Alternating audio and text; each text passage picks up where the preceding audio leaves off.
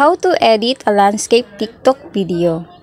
Step 1, upload your video on CapCut. Kung wala ka pang CapCut, mag-download ka na. Step 2, click the ratio, sundan mo lang yung arrow.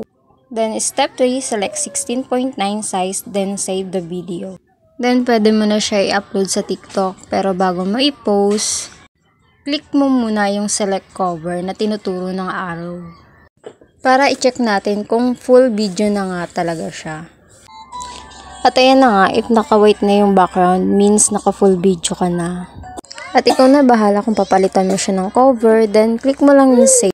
Then, na-save mo na nga at nalagyan mo na rin siya ng caption, ay pwede mo na rin siyang i-post. Then, pagka-post mo nga, may makikita ka ng full screen sa baba, o diba, success. At itry naman natin i-click yan, full screen na yan.